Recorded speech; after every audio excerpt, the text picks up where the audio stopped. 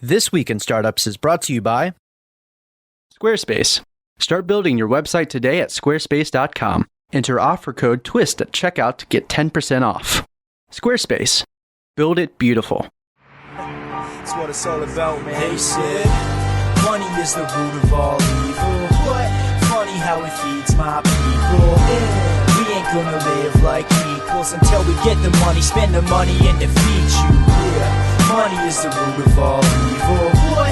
Funny how it feeds my people. Yeah. We ain't gonna live like equals until we get the money, spend the money, and defeat you.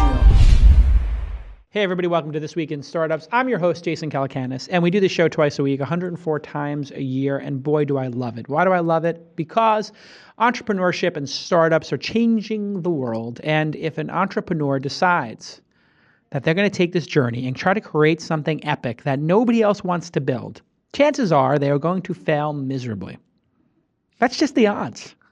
But when you win, and when it does work out, it can be so glorious and so awesome that it's worth the pain of going in and knowing that 7 or 8 times out of 10, 78% of the time it fails. And today we have one of those businesses that a lot of people, let's face it, were like, this will never work. And you know what? I have the inside information, and we'll get into it today a little bit, but I believe that this category is going to be huge and it's going to work. And this is after years of people speculating that it would never work, but I have recent information that leads me to believe that the on-demand food space is going to be a juggernaut. And with me today is the co-founder and CEO of Sprig, which you can go see at sprig.com, sprig.com, and Gagan Biyani. I got it. You got it. Biyani, professionalism. Yanni, I see you're Greek like me, a Greek brother. Biyani. Biyani, what is that? Indian. It's Indian. Yeah. Okay. You were also the co-founder of Udemy. That's correct. Which I know is the most successful company out of the Founder Institute because every time I see Adeo, he tells me 7 times. You're basically like Adeo's Uber or Thumbtack. Okay. It's like you can count the minutes before Adeo mentions Udemy. But this company, let's start with Udemy for a second.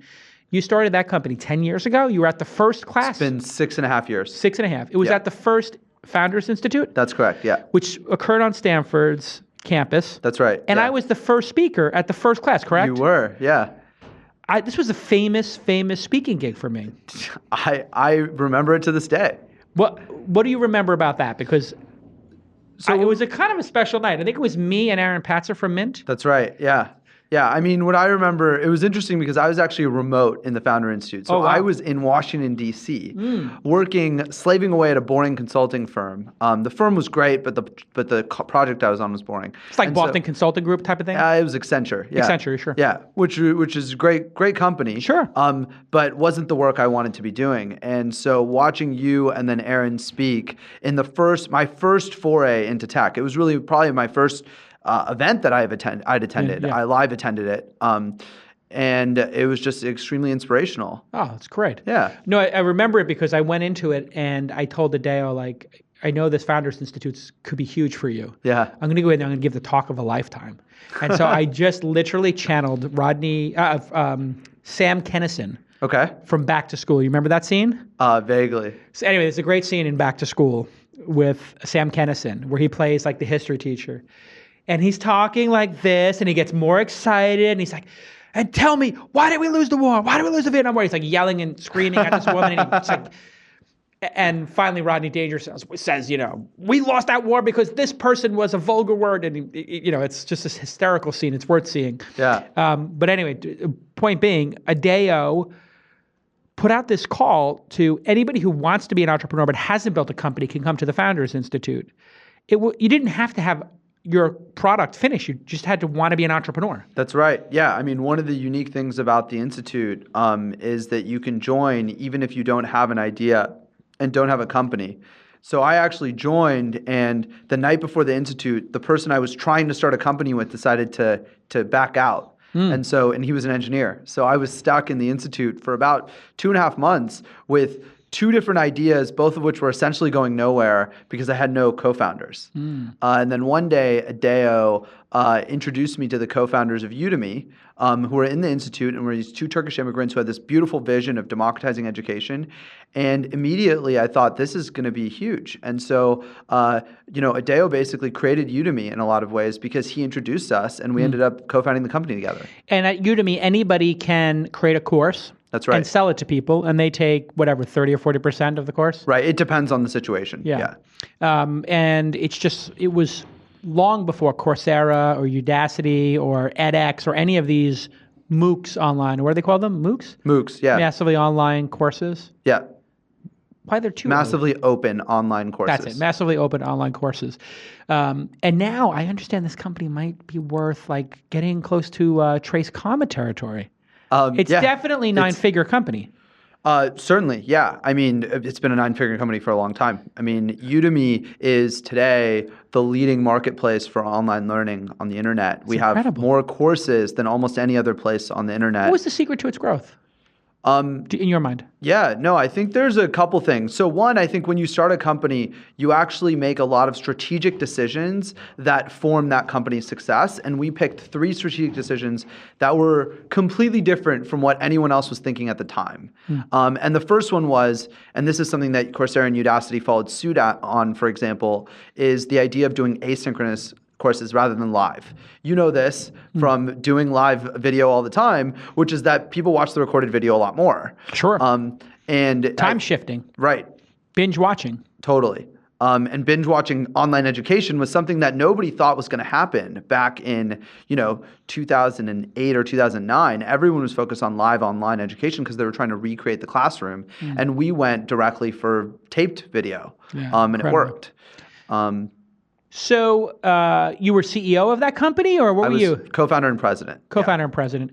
So after X number of years, 3, 4 years? You 3.5. 3.5. You fully vested. You got your 15, 20%. It's a lot of money.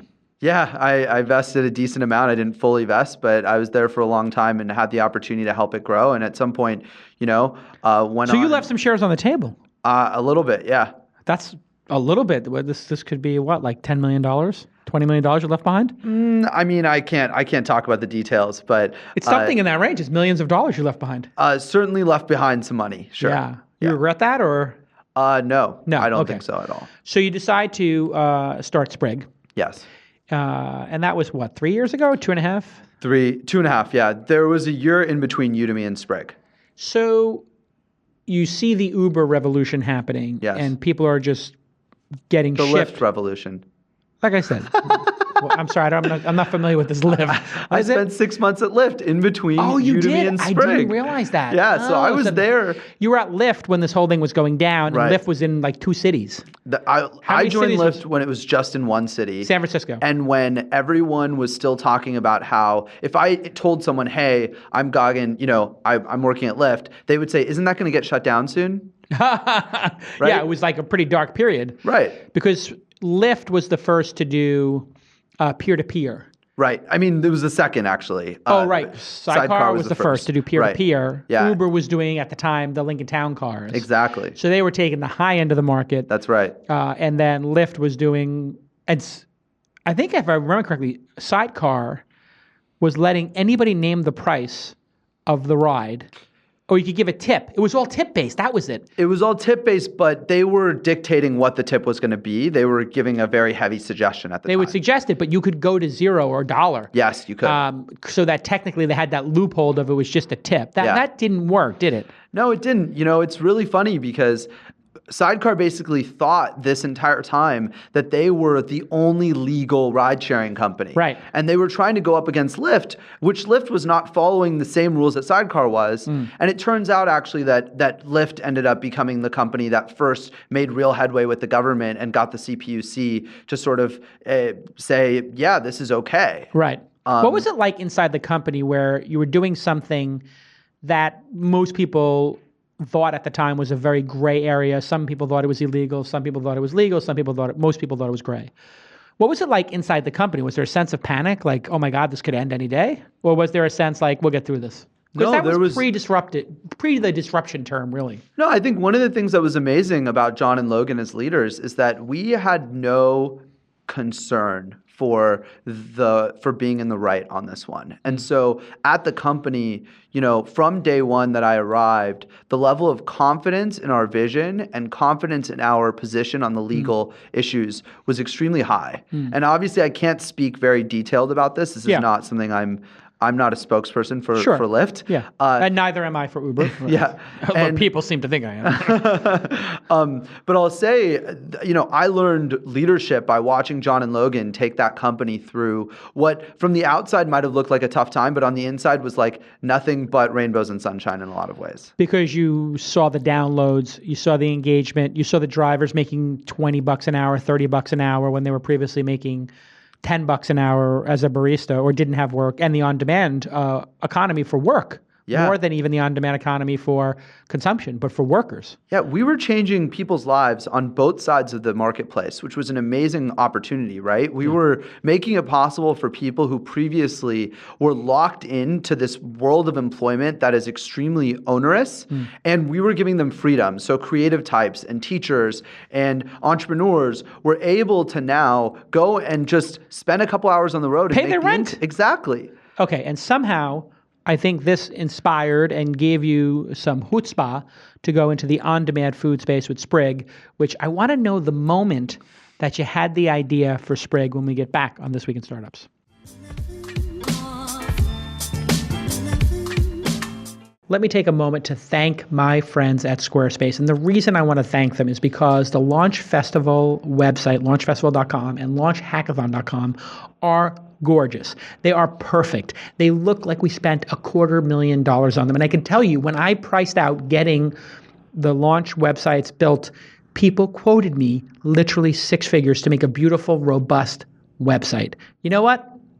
I got Squarespace and I used their templates, and my team, without any technical knowledge, no developers, were able to make the most gorgeous websites that are responsive and look great on mobile or tablet or on the desktop and have videos running in the background, and they integrate with everything we use. And they're so simple to use that I just said to my chief of staff, can you spend an hour teaching everybody how to use Squarespace so anybody can change the website? And he said, I did it in 5 minutes. It's that easy. So easy to use, so beautiful. And you can make a professional looking, well-designed, intuitive, and easy to use site with no code. It's just so easy. It's state-of-the-art technology. It's secure, it's stable, and it's trusted by millions. Some of the most respected brands in the world use it, in fact, and it starts at only $8 a month, which, if my math is correct, is like under $100 a year, which is ridiculous. And you get a free domain, in fact, if you sign up for a year. Start your free trial today. No credit card required. And if you decide to sign up for Squarespace, please use the offer code TWIST and get 10% off, because that makes them feel great about This Week in Startups and their support of it. So go ahead and thank @Squarespace on Twitter if you love the program. Literally, that's one of the best things. I don't ask you guys for much help, but literally telling everybody on your Twitter, I love Squarespace, I use Squarespace, thank you Squarespace for supporting @TWI Startups. Super helpful. Because you get the word out about their great product, you get the word out about how great the program is, and it all just works well. And I'll probably retweet you and favorite, so it's a good benefit for you too. Squarespace, build it beautiful. What a great tagline. Build it beautiful. I love it. I love it. I love it. Simple, easy, beautiful, and affordable. In fact, I think it's too cheap. I would pay $80 a month. I'd pay probably $800 a month for our service. This is good. Literally, it's worth $10,000 a year, and they're charging under $100. I don't get it. I don't know how they make this such a successful business, but I guess the secret is in the fact that millions of people use it. And when millions of people use your product, you know what? It becomes more stable, more reliable, faster, and you add more features because you're making money and you can invest in the platform. And that's one of the beautiful things I've seen. Every single quarter, Squarespace adds new features. Like they have a calendar feature, which we love.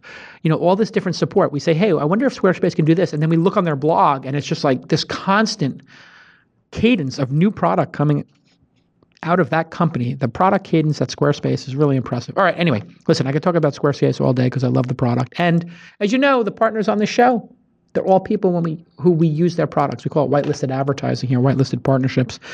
Squarespace, amazing. Build it beautiful. Thank you to my friends at Squarespace. Hey Hey, everybody, welcome back to This Week in Startups. I'm your host, Jason Calacanis, which some people might say I'm an A-plus interviewer. Other people might say I'm a C-minus. Some people, like Ty Danko, might say I'm both an A-plus and a C-minus. He averages me out to a B. Fine with me, Ty, as long as you keep tuning in. And my guest today is Gagan Biyani, and he is the co-founder, and CEO of Sprig. If you haven't tried Sprig, it's live in Chicago, San Francisco, and Palo Alto. I think you do Oakland and Berkeley or no? No. No, Oakland and Berkeley.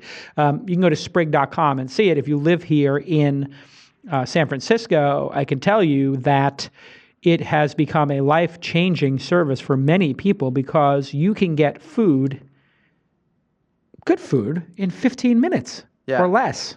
Yeah, I think our What's the average time? It's about 20. Yeah. 20 minutes. 20 minutes, yeah. Which cuts in half the amount of time, or two-thirds of the time, if you were using Grubhub or these kind of services, which they inevitably are like this weird intermediary with the food, and they always get it late.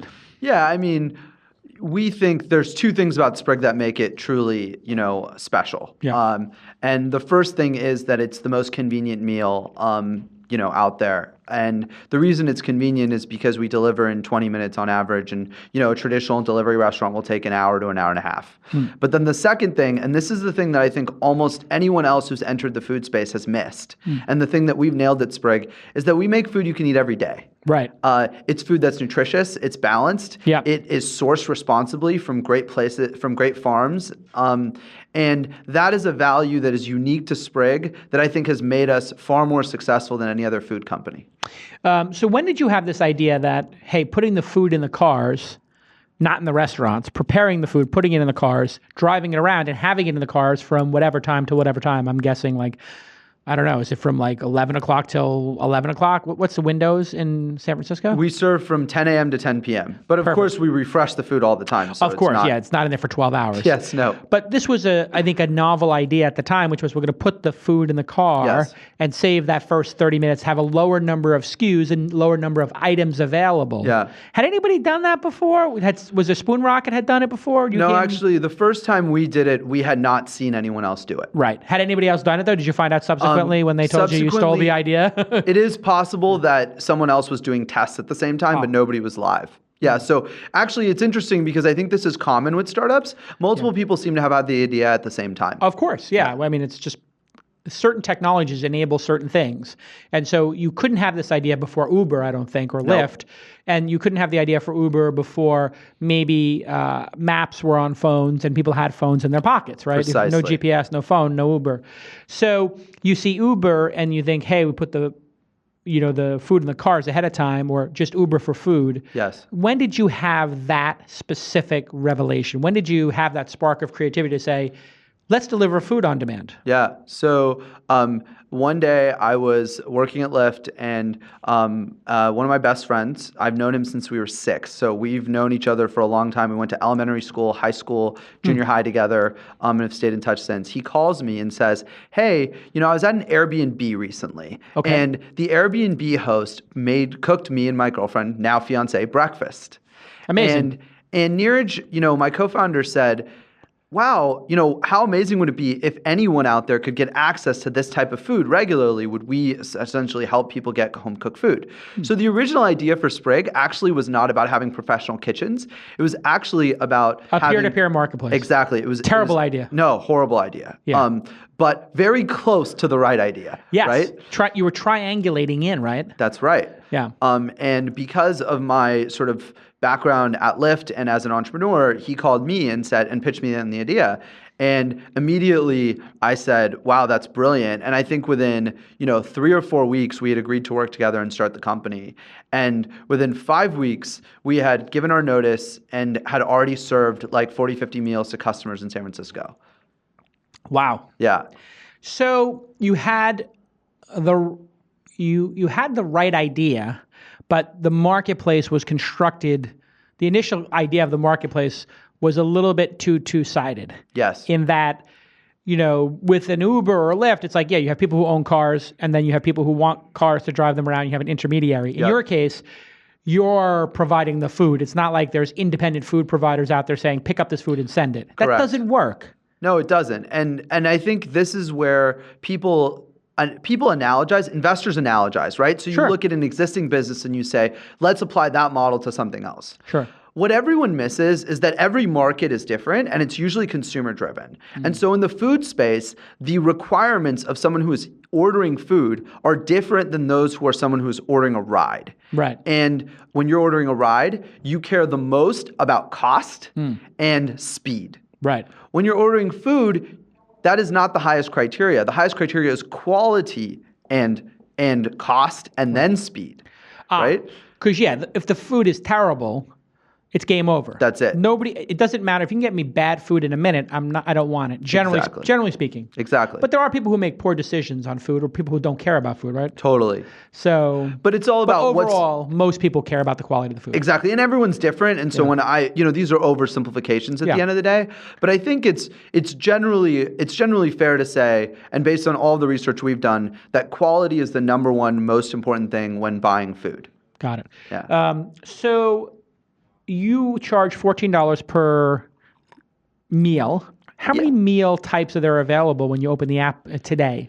And how many months have you been in market now? So we've been in market for about 26 months. Okay, so this is still a baby company. Yeah, it's real early. And keep in mind, when we launched, we were only available in Soma, literally only in Soma. Right. So really, we're less than 2 years old. Wow. So you open it up and you see 4 different meals, 5 different meals Today in San Francisco, it's about 5 or 6. So in the car, the drivers have a hot bag. Is that right? And the food is hot, or is the food served and you have to heat it up? Because that seems to be the big debate amongst Munchery, yourself, and what's the other one? Shervin's invested in Munchery.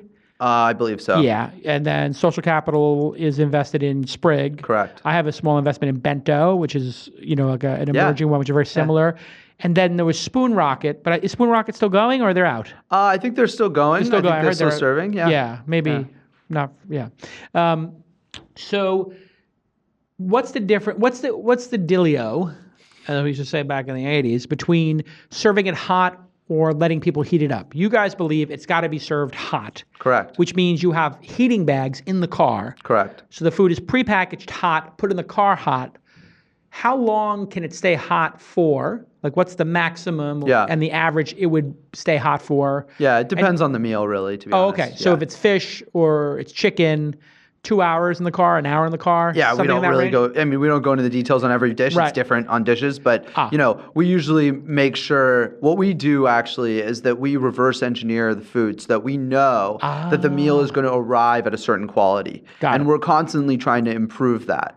That's interesting. That's your algorithm of sorts. Like, it's one of them. Yeah, because certain food will be fine, other food is not. Like, you can't serve a souffle or, I don't know, maybe fried chicken or something crispy. Correct. Because it will get soggy because it's been steamed. So basically, whatever you order from the Chinese food place or from the Italian food place, we all know, we kind of route around this when we order food that takes an hour to get there. We know certain stuff doesn't travel. You should only have in the restaurant. Yes. So if you care about the taste of pasta and you like it al dente, do not order pasta through Grubhub or whatever. Definitely not. And if you really are sensitive to how cooked your, or fried chicken and you want it crispy, if you care about the crispiness of the chicken, you wouldn't do fried chicken, correct? Precisely. Got it. Yeah, although we've learned over time that there are new breakthroughs in culinary, that allow you to improve and widen what you can serve. But you need a significant R&D team that is basically doing research and development all the time on this, and that's the one unique aspect of Sprig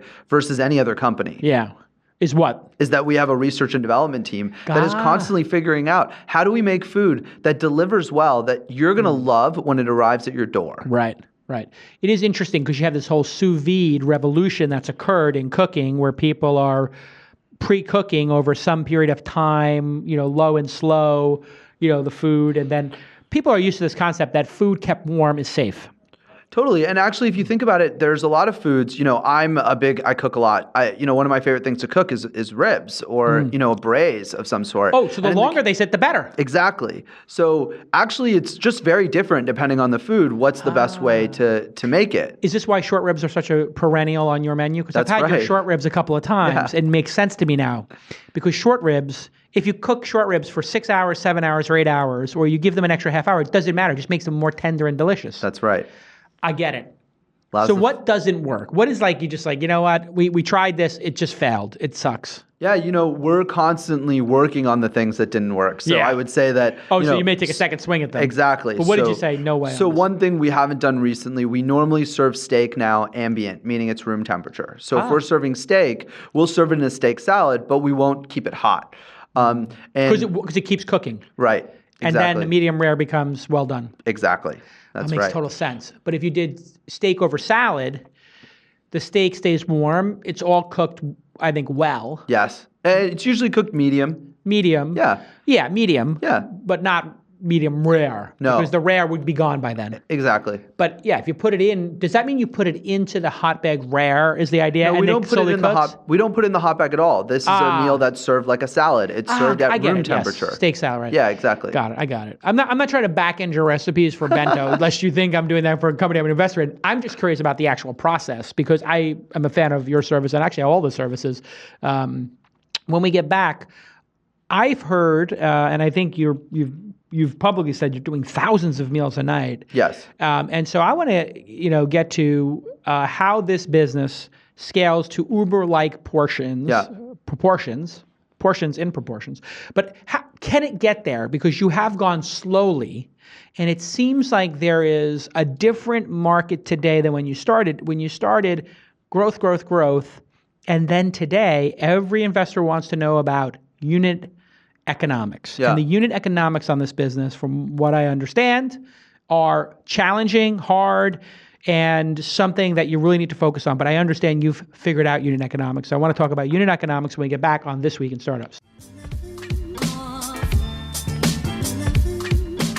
Hey, everybody. I want to just take a moment to thank Honda and their accelerator for supporting the Launch Festival and the Launch Hackathon. What is the Honda Accelerator? Well, they are developing rapid prototypes with startups, and they are going to be at the Launch Festival and Hackathon to scout tech and meet startups, innovators, and especially the ones who are interested in mobility. The Honda team leader will be a main stage judge, which is awesome, and they're going to judge the hackathon. Their team's going to award a Nexus 6P smartphone for the best use of their Honda technology.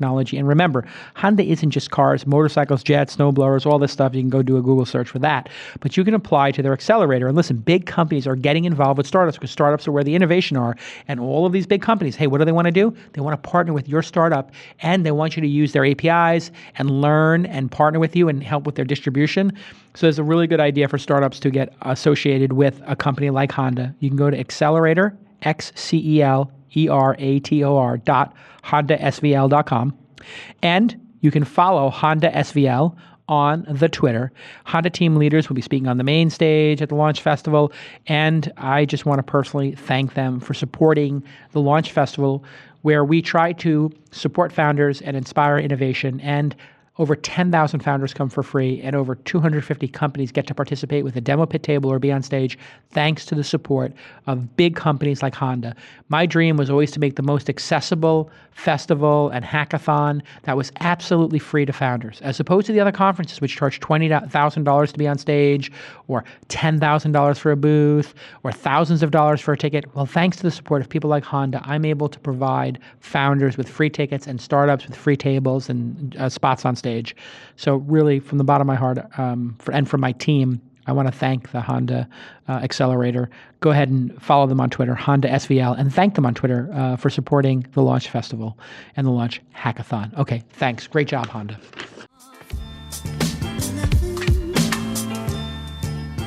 Hey, everybody. Welcome back to This Week in Startups. I'm your host, Jason Calacanis. Some people say I'm an A+ host. Some people say C-. I'm not going to get hung up on it. As long as the first 3 paragraphs of the list of 75 startup podcasts starts with me and the debate over my interviewing skills, Ty. All right. So Gagan Biani is with us, and he is the co-founder and CEO of Sprig, which has been operating for a couple of years now. He's got 25 months under his belt. Meals are averaging about $14. They get delivered in about 15, 20 minutes, which in my estimation, the meals are better. The selection is more narrow, but the delivery time is 1/3 of using Grubhub and these other services. That's right. Which I love. I mean, what is the repeatability of this service? In other words, if people get into Sprig, like people who've ordered twice, do they become like lifers and they use it once or twice a week? Like there's always that cohort that becomes like the whales in the business, the super fans. Yeah. What describe your whales or super fans? Who are they? Are they families? Are they single people who don't want to cook? Millennials? Are they old people? Who's your big, who are your whales? Yeah, it's a great question. I mean, I think it's important to understand that Sprig was designed to be meals you can eat every day. So the entire from day one, whereas restaurants traditionally are trying to entertain or inspire you with their food once a month, maybe once every week or two, Sprig was made to be eaten every day. And so as a result, a large percentage of our customers order from us multiple times a week. Yeah. Yeah. And that means you have to have staples that people can order over and over again, but a little bit of variability, I suppose. Actually, we vary the menu quite frequently. Oh, really? So we don't have a lot of staples that stay on the menu, but we interesting. repeat them. So it's actually So the short ribs will come back 3 times a week or something. Sure, yeah, they'll come back every once in a while. They'll come back in different forms. And, but no, we found that variety is actually part of the value of the service. Got it. All right. So when we left our hero, that being you, unit economics was the sort of topic of discussion. So the unit economics on an Uber is pretty obvious. They're just taking a percentage of whatever the ride is. It's pretty easy. They don't have to, prepare the meal that's being sold. Yeah. But a lot of people looked at this and said, hey, this business will never work. Yeah. And that's one of the reasons I respect you is that you've actually, from what I understand, figured out how to make this work. And I think that's why you're continuing to receive funding in an environment that is demanding unit economics work. Yeah. So the unit economics, if you just look at a $14 meal and somebody's got to drop it off and you had to make it, it's going to cost a couple of bucks to drop it off and a couple of bucks to make it. Is there anything left at the end of the day, I guess, is what people are asking. So talk a little bit about unit economics in a business like this. Have you reached positive unit economics yet? How close are you? And is it possible? I mean, I'm assuming you believe it is, or you wouldn't be doing the business. It's not just possible. I mean, this business is going to be one of the most profitable and largest and fastest growing restaurants in history. Okay. Right? So you put that qualifier on it in restaurants in history. Right. So of restaurants, it would be the most profitable. Restaurants generally have lower profitability than other things. Right. In the world. 10 to 15% is a more normal sort of fast casual chain profitability. So someone like Boston Market would be a fast casual? Sure. Yeah. I would consider like Chipotle. Chipotle, sure. Chipotle and Domino's to me are the two best examples that relate to Sprig in some way. Got it. And they have 10 to 15% margins, you're saying. So you anticipate 10 to 15% margins? No, on we this? anticipate much better than that. Oh, really? Because we're much more highly leveraged than those businesses are. Well, how are you more highly leveraged? Well, the way that we look at ourselves is like a restaurant turned inside out. Okay. So a traditional restaurant is limited by the number of people it can serve inside of its facility because the only way to really get food at a restaurant is to walk in the door. Right. So Chipotle is spending, have 2,500 square foot, a Chipotle store, for example. Of that 2,500 square foot, maybe 500, maybe 1,000 is the kitchen. Everything else is just made so that you can wait in line. Wow. Sprig is the opposite. We take 2,500 square feet and we say, how much food can we make out of 2,500 square feet that allows us then to deliver meals to customers? And as a result, we have much more leverage than any other restaurant can. These really are the restaurants of the future in that way, that you just eliminate a massive amount of waste in terms of space. That's right. And real estate. That's right. I mean, and honestly, it's totally reasonable because tech investors are used to a different style of business that they're a little bit concerned or worried about this. The reality is that if you understand the fundamentals of the business, it's obvious that the unit economics will not only work, but actually this will be one of the most profitable food businesses out there. And if you're a tech company and you're beating the existing market on profitability and growth, I mean, you can be a really, really big business. And thousands of meals a night, I think is the publicly stated number, which if I were to just pick a number out of the air, 5,000 a night, that would be 150,000 meals a month. That means you would be doing 1.8 million meals a year. You're doing millions of meals a year? Well, we've already announced that we did 1 million meals. We've completed 1 million meals sold just in, not announced, but we have definitely completed a million meals sold. And Incredible. So, yeah, I mean, it's amazing. And so we have, I can't speak to the exact numbers of what we've accomplished so far, but the math's not too far off. No, we're pretty happy with the traction we're seeing. So then the next question becomes, hey, you saw Lyft roll out to all these cities. You saw Uber roll out to those cities. They had a slightly easier time in that they don't have to provide the food. Yes. They just have to get the drivers. You have to get the drivers and you got to get the food. Yeah. And you're in Chicago now, I guess? Yes, San Francisco and Chicago. So it took you let's say 2.5 years to hit your second city, or you launched it 6 months ago or something? We launched it 8 months ago, so it took us 1.5 years to get to our second city. How do you look at rolling this out across the country? Because there's people right now in New York and in Brooklyn and other places saying, God, I wish I had this. Yeah, I mean, the number of requests we get from other places around the country, and even in the Bay Area, is crazy. I think that it's important to recognize that this is built to scale. Yeah. And what we've learned, our Chicago numbers are just incredible. Yeah. And, how so? Just people uptick was very fast? Yeah, I mean, every number is beating San Francisco by a pretty significant margin, Less competition or no competition? I mean, I think there's still... What do you attribute it to? I attribute to the model getting more refined. I think at the end of the day, when we started in San Francisco, we were learning, and we learned a lot of lessons, and we took those into Chicago, and we didn't repeat the same mistakes, and we also that makes sense. Doubled down on the things we knew worked, and so the model in Chicago is just crushing it. And so if people are ordering whatever, 1.5 or so, and then some extras, because you guys also do juices and stuff like that. Sure, yeah. Those have to be super high margin. Those are like juices, cookies, dessert, all that stuff is huge. We serve anything that we think will help our customers eat better. Oh, really? So is health then core to the branded mission?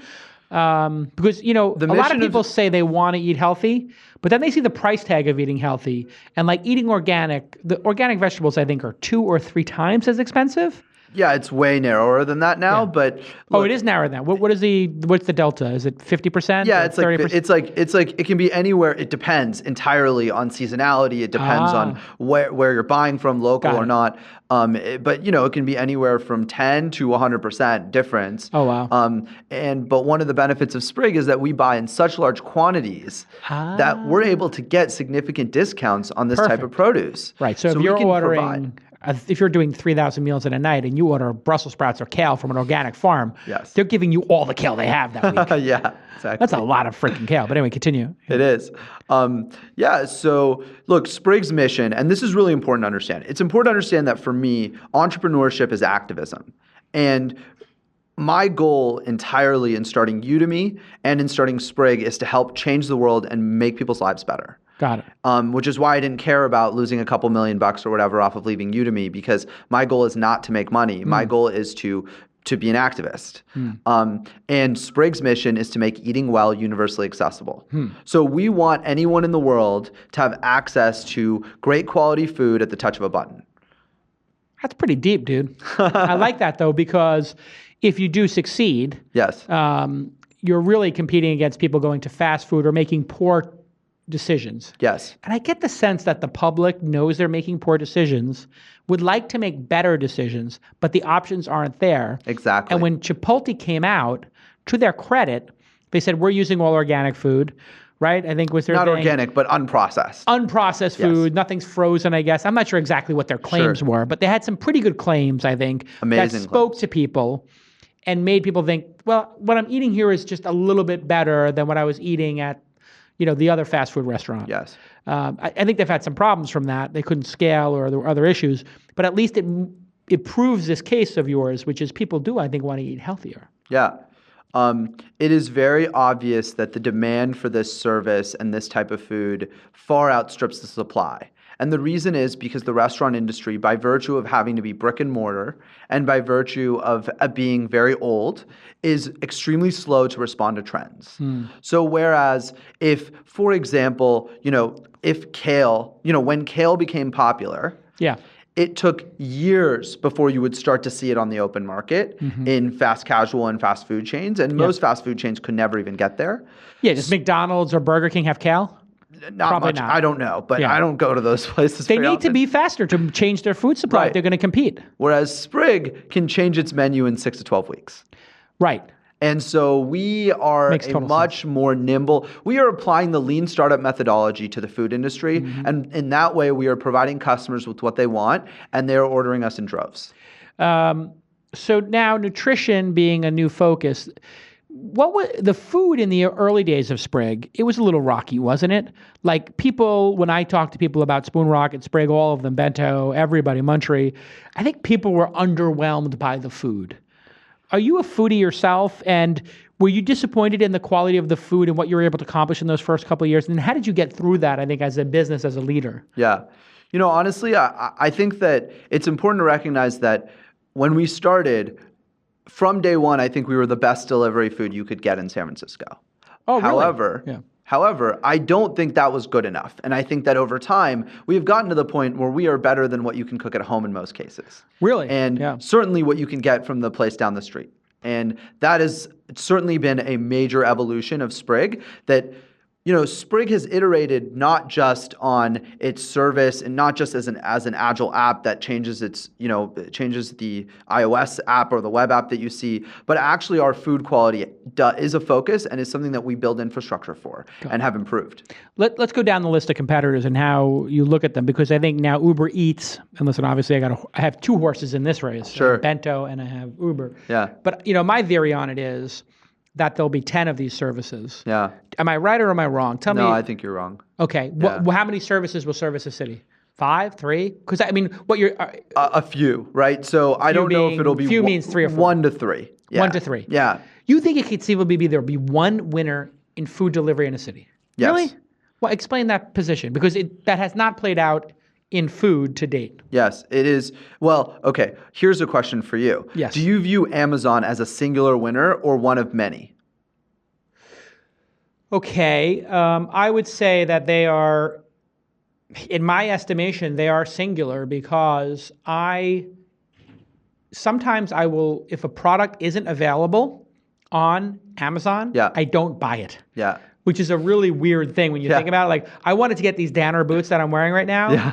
and I was like, I tried to find them, and I was like, I wonder if they're on Amazon or not. And I was on the website, and I was like, if I have to order them on this website, do I want them enough to put my credit card in? Yeah. Which, by the way, I use the store your credit card thing. It's not that much, but just the idea of ordering from a third Totally. vendor, to me, it just feels like pain. Yeah. But it's not actually logical. But so in that case, I do feel like, they really have questioned my ability to go to other vendors to buy stuff. Yes. So there is something to that, but I don't think it's exclusive. I think it's like it puts it down to 3 or 4 maybe. Yes. That's Right. where I think the food business can get to. Is that is my line of thinking what you're Yeah. thinking? Yeah, exactly. So Got it. it's important to recognize a couple things. One, food delivery is extremely hard, and doing it well at scale has serious competitive advantages. So the bigger you are, the lower your cost of delivery is, and the higher your quality is. Actually, this is a business where if you grow bigger and bigger, your quality gets better and better. And as a result of that,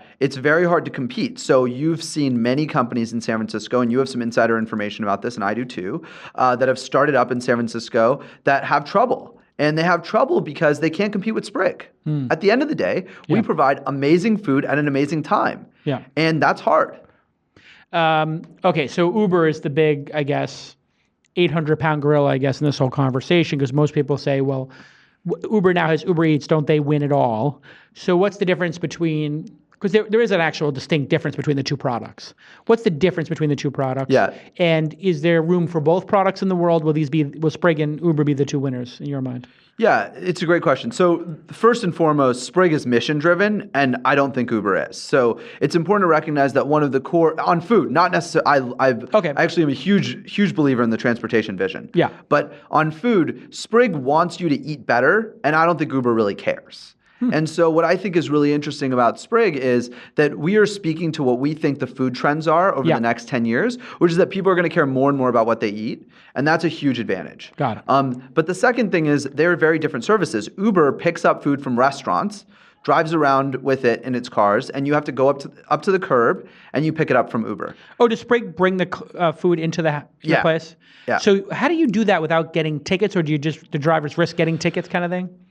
I mean, there's a lot of different things. I mean, there are many different ways in each building or each scenario that we deal with parking and delivery up to the door. Yeah. But for now, we deliver to the door. I think, and it's been a big value to our customers. I don't think that we are necessarily religious about it, but it's certainly been a Because doesn't that priority. add 5 to 10 minutes to every delivery? It can add some serious time in certain locations. In other locations, it's honestly Not a big deal. Not a big deal.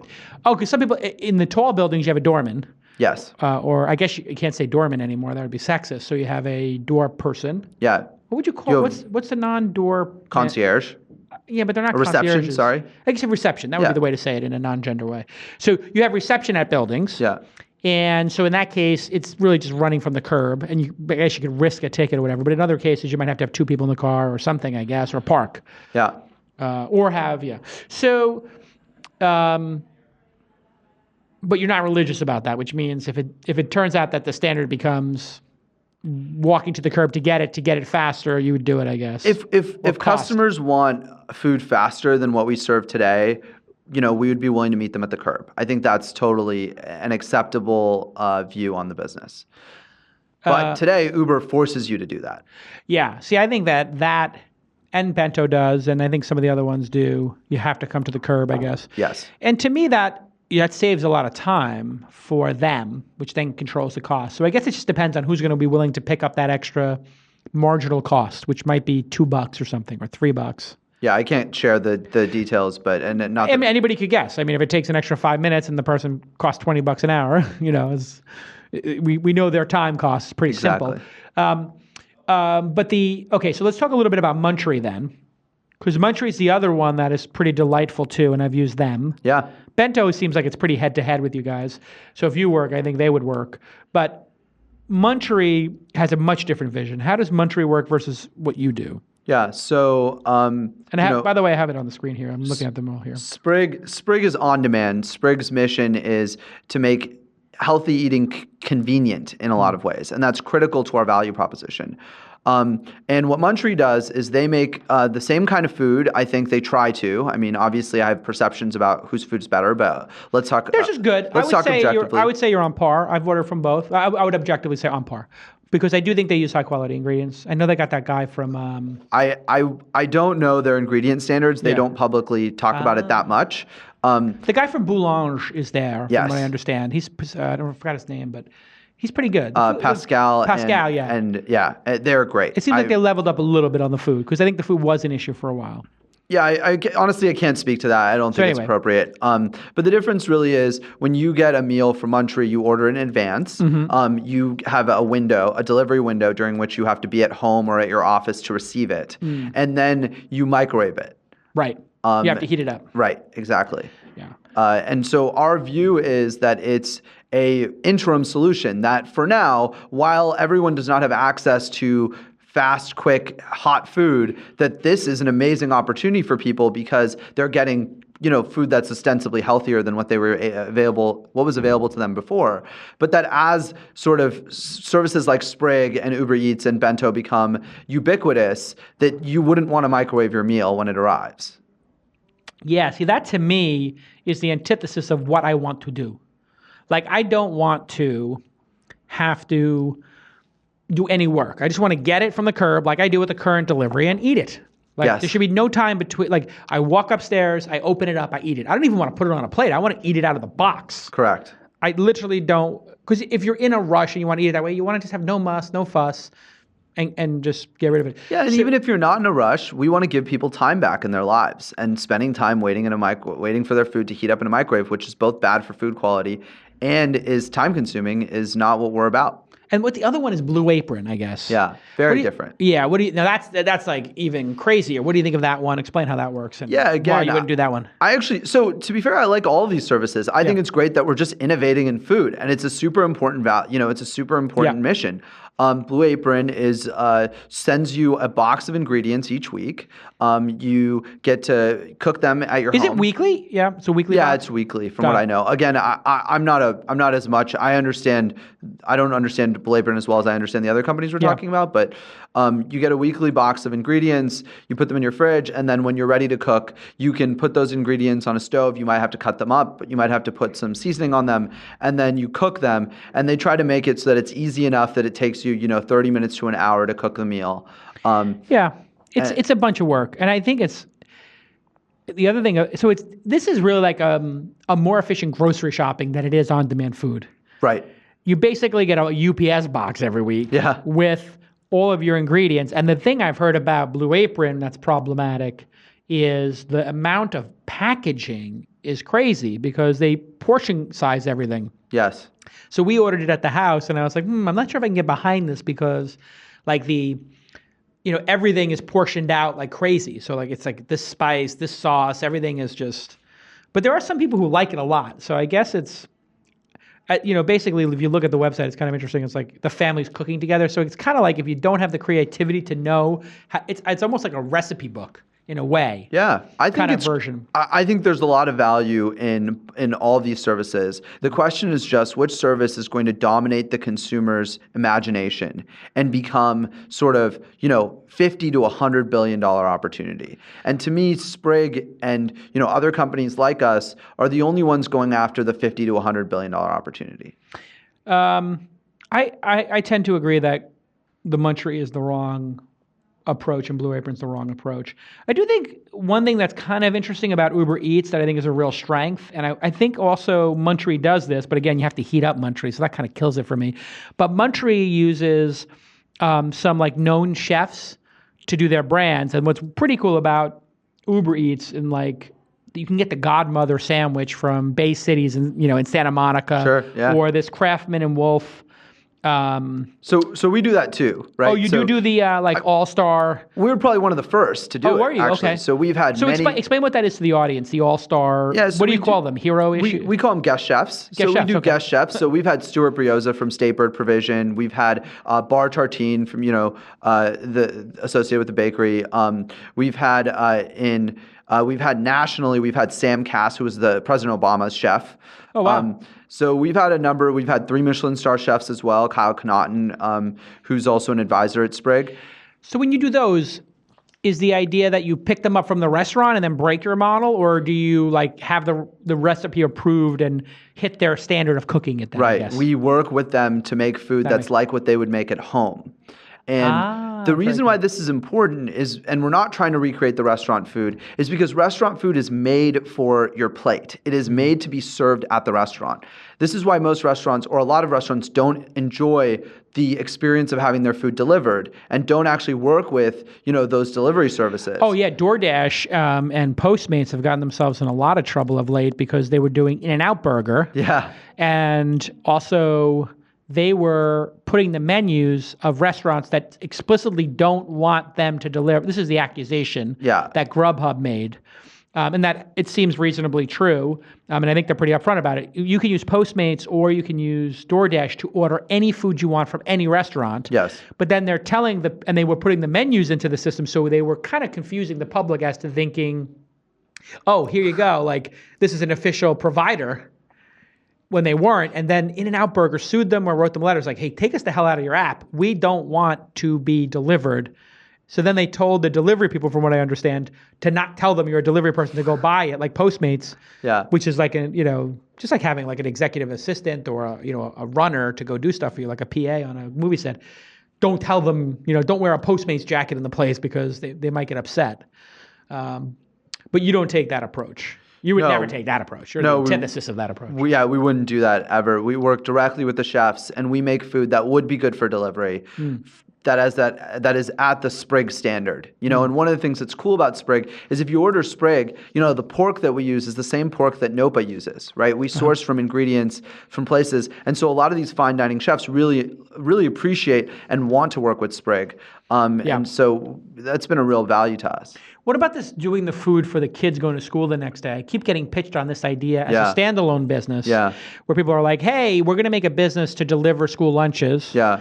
And then I know at my daughter's school, we buy lunch for her because the lunch is really good and you can order it online ahead of time. Like Yeah. she gets to pick. So we pick the week's meals ahead of time. Sure. They deliver them to school ahead of time. Yeah. But my understanding is people are now doing this with Sprig and other services where they order food for the kids' lunch. Are you doing kids' lunch boxes? I mean, look, at some point we will serve anything food related because what we're building. So you're not doing that yet, though? No, we're not doing that Yeah, today. but you've seen that trend. Yeah. Yeah, it's a pretty cool one. It's to like order the kids' school the night before mom or dad doesn't have to make the school lunch, or mom and dad don't have to make the lunch. Yeah, this is where the mission fits in, right? Because if you go to schools and hospitals, which are a big offender, or airports or prisons around the country, they serve food that is absolutely unconscionable. And so Sprig will eventually, of course. So genius. Right. Sprig's San Quentin.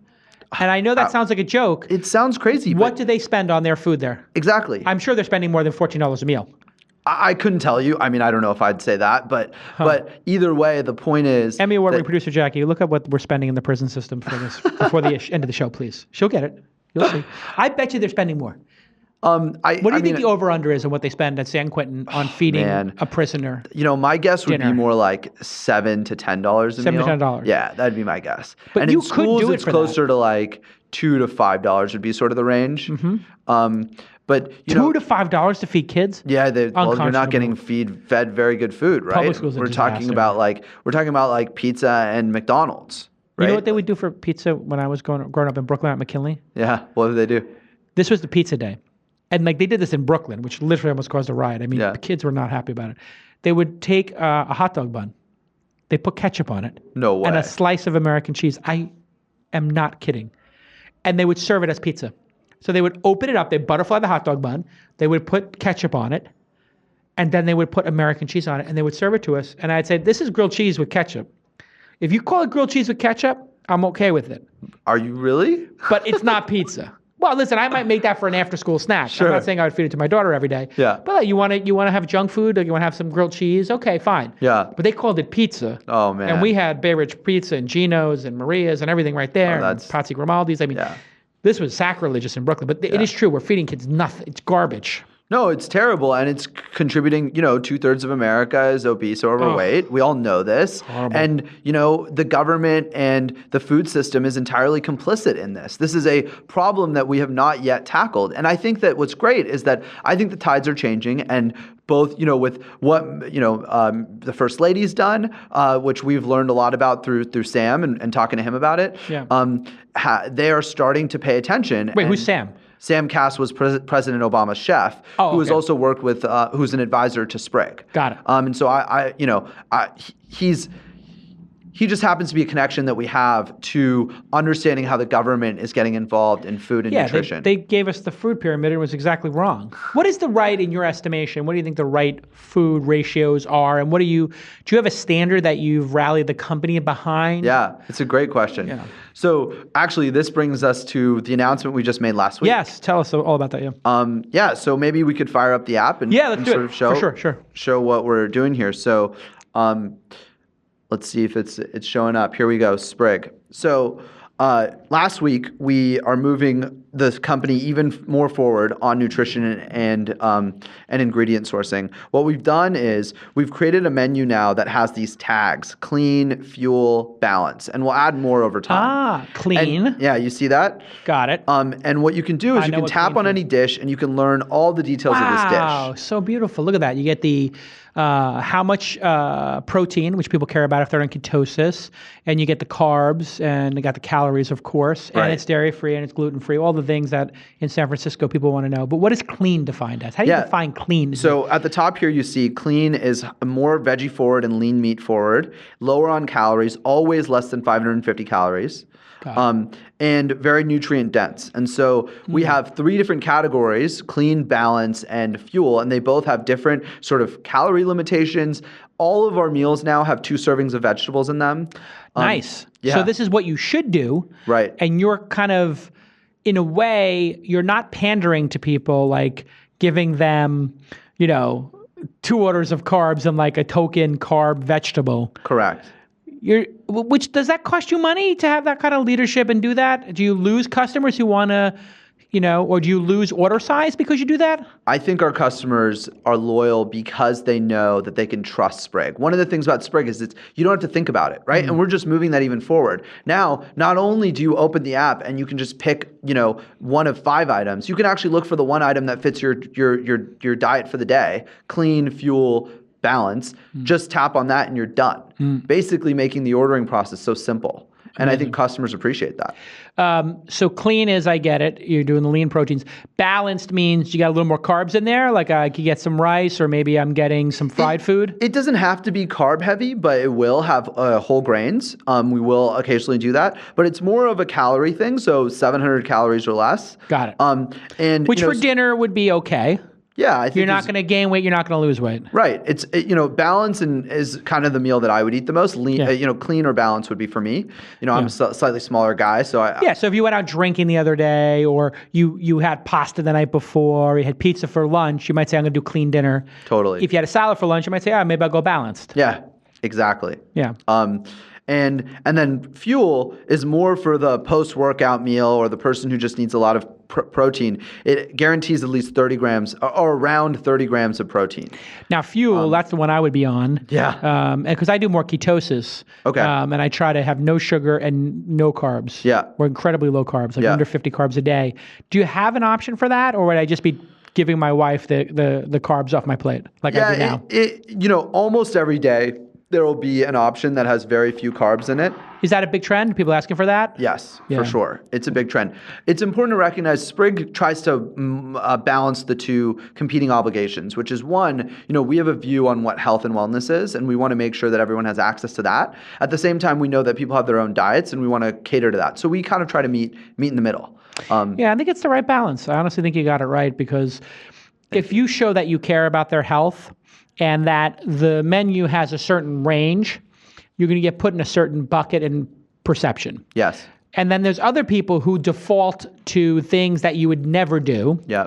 And maybe they overlap with you for a third of the food. And they are going to be considered junk food, right? Like Cheesecake Factory or something. It's just like, it's cheesecake, right? Yeah. This is a 1,200 calorie dessert, or 1,500 calorie dessert. Like it's 2 of your most expensive meals calorie wise. So people can start to say, I'll order this regularly. Now, what about doing actually a Weight Watchers program where you said to people, because I think this could be incredible too, because on demand, Weight Watchers type food. Yeah. Can you say to people, if you eat Sprig for 3 meals a day, you're going to lose weight? And have you thought about that as a possibility? Yeah, that's the business I want to invest in. Sprig isn't diet food. There's a reason for that, right? So my view on health is, and this is my personal view, is that Sprig was started because at Udemy I gained about 20 pounds because I was eating like crap. You look great now. You work out clearly. You got the cannons there. I can see under that black shirt. You work out a lot, or 2 or 3 times a week? Yeah, I play basketball twice a week. That's fun. Yeah. Where do you play that? Is it YMCA or something? I play at the USF gym, University of San Francisco. I actually have a whole group of tech entrepreneurs I'd like to get in on that. Come and play. I'm an old man, but I'd like to get in on that. When do you guys play? It's fun. The nights or the mornings? Tuesday, Thursday mornings. Really? Yeah. What, like 6 a.m., 7 a.m.? 7 a.m.? Yeah. You run till 9? We run till 8. Yeah. So 1 hour? It's just 1 hour, yeah. I got to get in on that. Yeah, it's fun. It's really fun. Seriously, because you know what? When I was in the best shape, it was when I was playing basketball at Chelsea Piers in the mornings. Oh, yeah. Because, what a way to start a day. You're running like crazy. It's a fantastic workout, yeah. I used to play tackle football for a long time. Oh, my God, that's crazy. And realized that was a bit of a health hazard, and so switched over to basketball. Yeah. Yeah. Where were we at? I think we were talking about the health stuff. Yeah, so Sprig is supposed to be something that you could eat for a lifetime. Oh, right, diet. And the challenge with diets is that they're temporary and they are shown to be fairly ineffective. Mm-hmm. So to us, things like Weight Watchers are good. If you're going to do Weight Watchers for the rest of your life, great, go for it. No, you got to do it for 3 months. Get to where you need to be. That doesn't work. I lost 15 pounds on ketosis for 3 months. 4 months. I know, but my view is that it's better off. Yeah. You're better off building a diet that is sustainable for that's probably true. Years or decades. Yeah, it'll just be a slower burn off of the fat. Exactly. But if you're 40 pounds overweight and you had that program, yum, yum. Yeah. But actually, I think if you probably followed your clean food, you would just lose weight. Yes. Because I was talking to Leo Laporte from This Week in Tech. I was just on the show yesterday. Yeah. And he's losing a ton of weight, and he just went like vegetarian, basically. He took out the starches, he took out the meats, he just does quinoa, and that's it. Now, what do you think about robots in your business and the automated kitchen? We see Itza is, taking out, ordering is all done, but they don't have robots in the back. But there's a bunch of people working on robotic food and this kind of stuff and preparing it. How far out is it that you would have a kitchen that would have robots in it? Very far. You know, 5, 10 years? 10, 20 years? Yeah. Look, this is no different from flying cars, in my opinion, which is that the prototypes exist. And yes, on some level, it makes sense. And you can see, there are services out there where you can buy a little box and they'll make you scrambled eggs or something. But, for it to truly get to commercialization where it's more affordable than making the food yourself and the quality is there, that's going to take a long time. Yeah, I think so too. Yeah. All right. Well, listen, this is fascinating. Continued success. I'm a huge fan of the space, obviously, and I've got investments in two, I guess, somewhat competitors. I think actually we agree. I think there's going to be a few competitors in each city. I think it's going to be 3. Yeah. Or 4, because I think what will happen is there are some people who will buy into, I want it in 20 minutes and I want it warm. There's some people who want to heat it up and want to pre-order and whatever. I would also like to see like somebody do a family style one or a family style option. Yeah. I mean, I think that many of us will do family style. That isn't a specific vertical. That is going to be within each of one of these categories. That'd be really interesting. Is that like there's like a whole roast chicken? Like do you do like a whole roast chicken, or would you just do like a chicken portion and have to order 4 of them for the family? No, we could do either. I mean, we will see what customers want and do whatever people are responding to. That would be great, because if you had like the whole roast chicken on there, and because even if it was just me, like let's say I'm a bachelor and it's a whole roast chicken, I'd be like, well, I ordered the whole roast chicken, I'll eat the rest another time. Sure.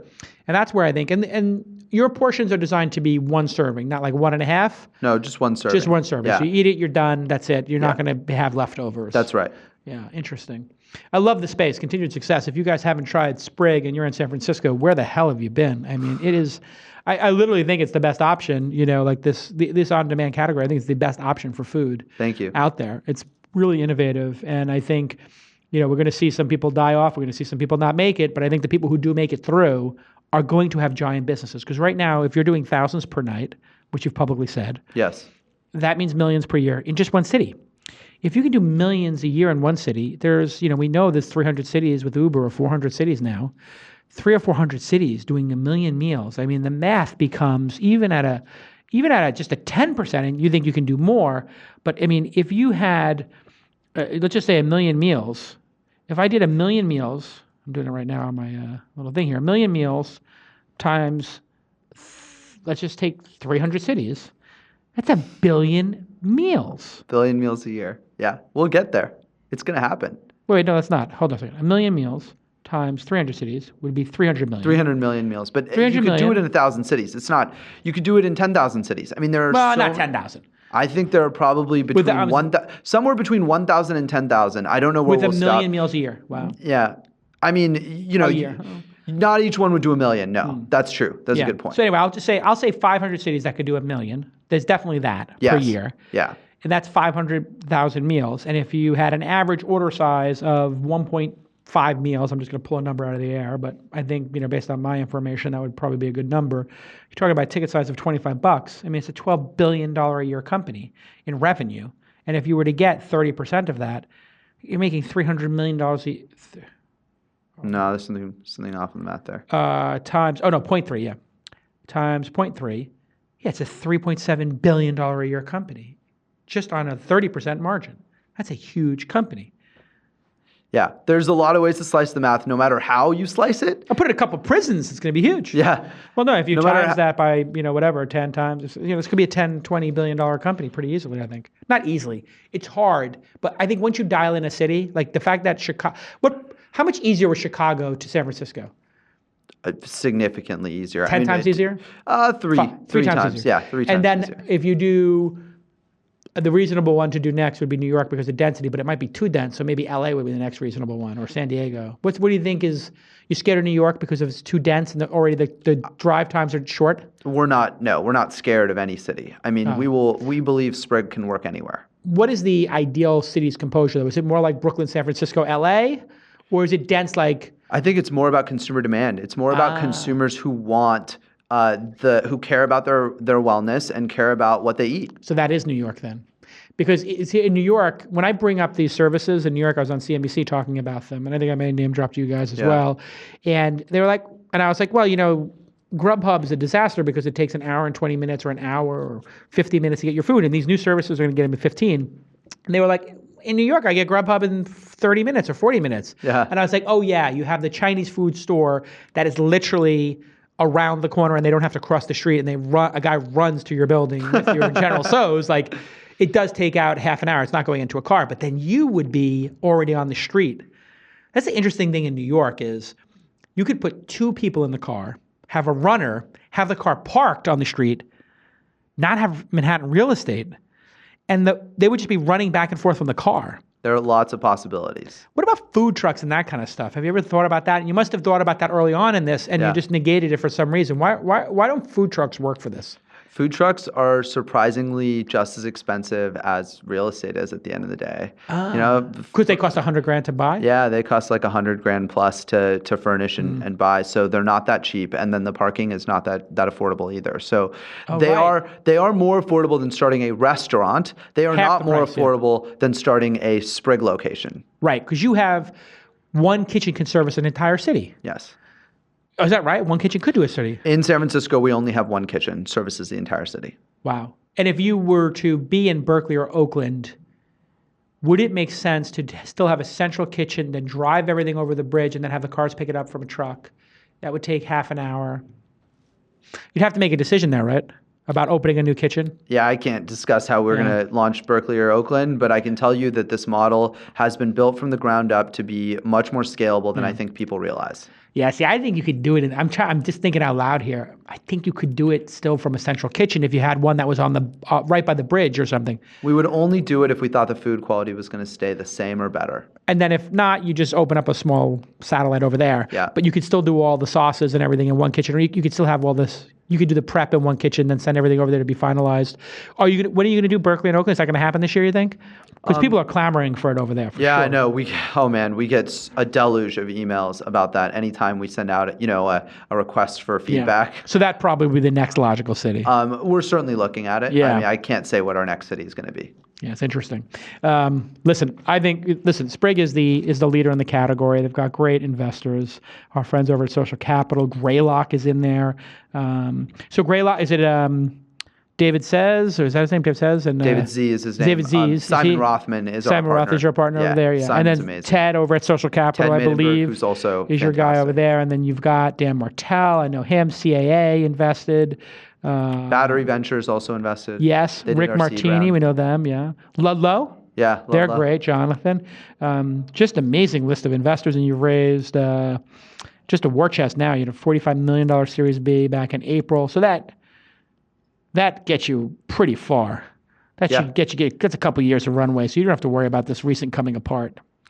No, we're quite happy with our cash balance and our trajectory as a company. I mean, look, I think even in this market, good companies that are proving their unit economics and have their metrics dialed in will get funded. And I think we are definitely one of those companies. Yeah, and it seems like you were able to close that pretty quick and right before the market got a little bit more dicey. You closed it in April and the market came apart in the summer. So did you have that sense as a second-time entrepreneur, like I need to raise a lot of money now before this thing comes apart? Was that in the back of your mind? I am far less concerned about the financial markets than I think other entrepreneurs are. We definitely are aware. I'm not going to say that it's not impacting me as a business. Yeah. That's silly. Yeah. But we're just focused on building a great company. And our view is that investors will invest in a great company in any market. I agree with that. Just not at the same valuation. Yeah. Fair enough. But the timing was smart. I always tell this to entrepreneurs, like if the market's hot and you have great investors who want to give you money Yeah. at a reasonable valuation. Take the money. You No take doubt. the money. Yeah. And I can't tell you how many people I had who had deals in the spring and they got cute and they're like, I don't know if I want to raise, or maybe I should take that money or not. And now it's a year later. No. They're running out of runway and they're like, what did I do? It's like you raise the money when you can. Yeah. Always. 100%. Yeah, I've raised like 9 rounds of financing so far, and never ever would I have turned down a good offer at the right time. You're a smart man. Everybody can follow Goguen. Goguen, I got Goggin. it. Goggin. Oh, I'm going to keep getting this wrong. Oh, man. Goggin. Easy. G-O-G, yeah, Gog, but it's G-A-G-A-N for those people who are on Twitter. Goggin is G-A-G-A-N-B-I-Y-A-N-I. You can follow him, but most importantly, follow Sprig and go to sprig.com. And I'm telling you, try it, order it.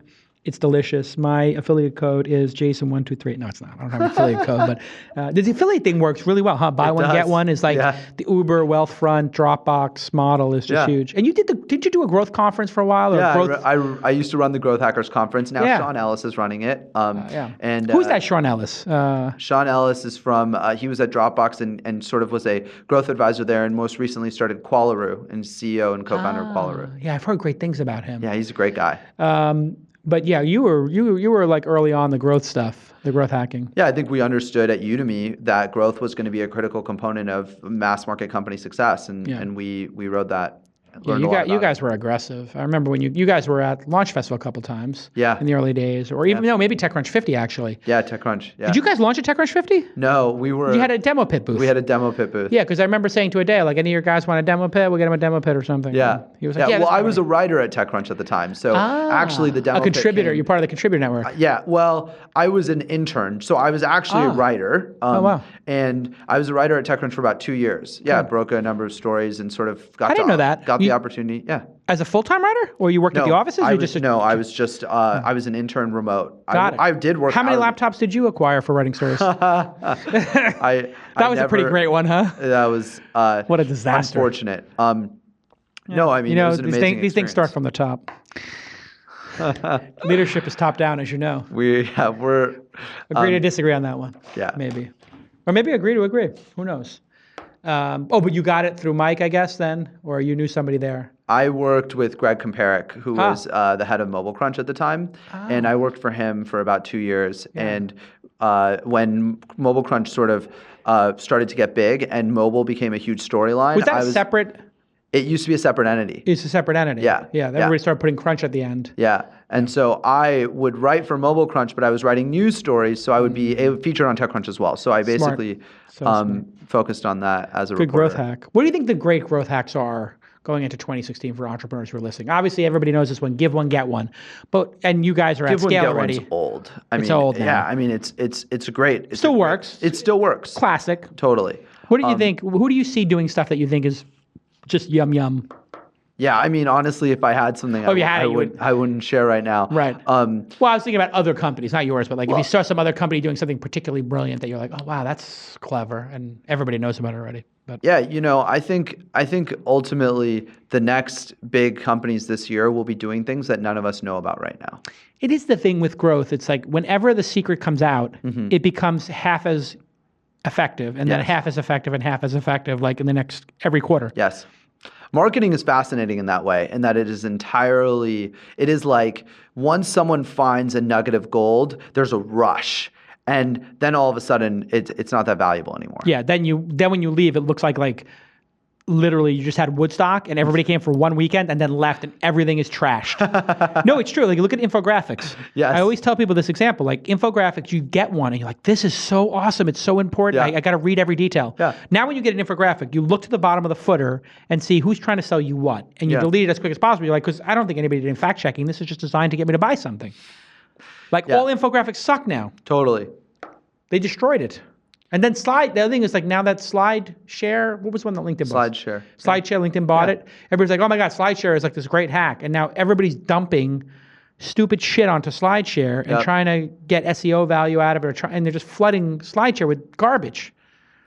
Yeah, any major marketing channel is going to get flooded by every marketer who has the opportunity to go after it. It's always going to happen. What percentage of your time do you spend as a CEO on growth versus product? And what do you think the proper balance is as the founder CEO?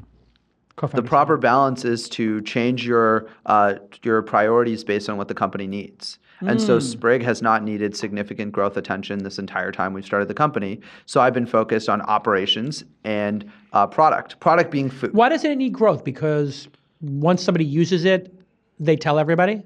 They tell all their friends and they use it very frequently. So Fantastic. as a result of both those things, we certainly do marketing. I mean, marketing is a core component of Sprig just like any other business, but we don't need to do as much of it and it's not as expensive. That was the thing I was really taken with Bento and with you guys. It's like they instantly had an audience.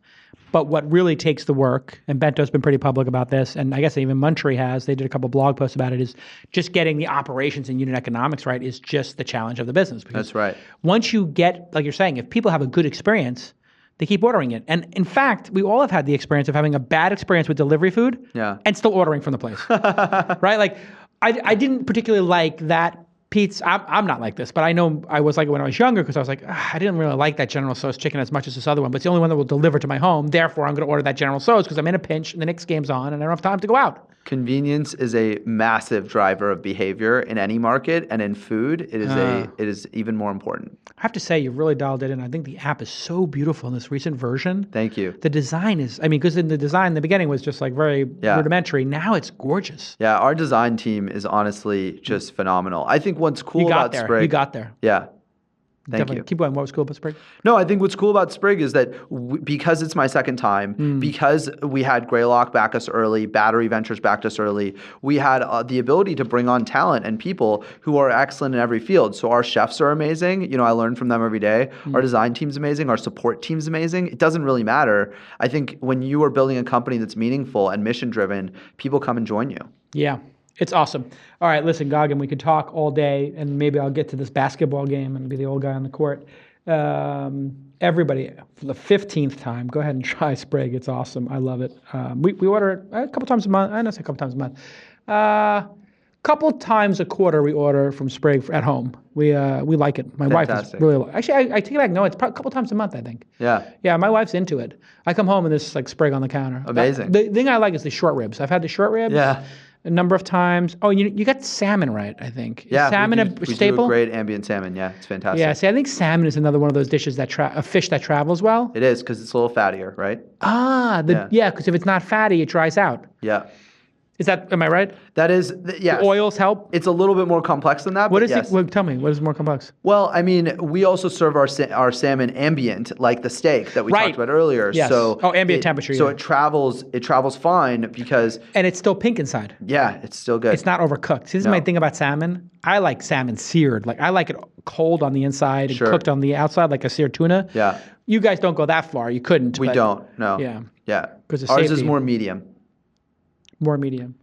Is it hard to get drivers now? That's what I heard in San Francisco is that there's a driver, like this just massive competition for drivers between like Uber, Lyft, you guys, everybody is just dying with the drivers. Are the drivers full-time for you or they're hourly? They're part-time. Part-time, yeah, and contractors. They're employees. Oh, part-time but employees. Yes. So, okay, got it. So if they're not delivering, you're picking up the tab, right? They're not just getting paid per delivery. Correct. Right. So unlike Uber or Lyft, which they get paid per ride, yes, your team gets paid by hour. Correct. So if you have a slow night, or if it rains and they have to go slower, they don't get penalized or something. It's very busy when it rains, so it's good.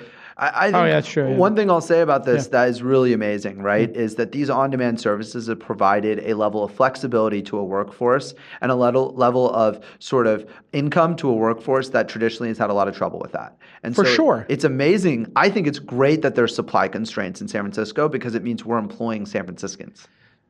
There is no way to not be employed in the city unless you have some serious problem in your life, like I don't know, you're addicted to drugs or you have some problem, mental illness or you're suffering from depression, whatever. Like there are so many jobs here, even ones that require no advanced degrees. Like you don't need to have a college degree to drive for Sprig or Uber, I don't believe.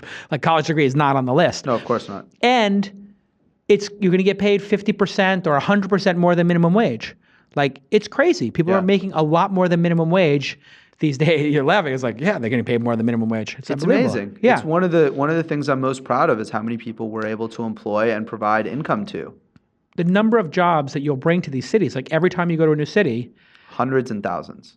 it's going to be crazy. Like literally my understanding, I was just on the Herd today, and I didn't know this, but Colin Cowherd said like, oh yeah, when Uber comes to a city, 25,000 jobs show up. Like it's just in addition, like net jobs, not like, like, oh, the taxi jobs got moved. It's literally like more jobs show up because people use the service more. It increases consumption. Yeah. I think you're going to increase consumption. Right? People are going to not eat more, but they're going to eat out more. Yeah, well, they're going to eat from Prepared Sprig more, prepared food. Yeah. They're not going to cook their own food as much. Exactly. Brave new world. All right. This is why I'm not worried so much about jobs. I think there's going to be new jobs that come out, like we're all going to have our meals prepared for us. We're not going to have to prepare our food. It'll be prepared for us and be delicious and better than if we had prepared it, like you said. Yep, that's our vision. All right, continued success, and thanks to our partners, and we'll see you all next time on This Week in Startups. Bye-bye.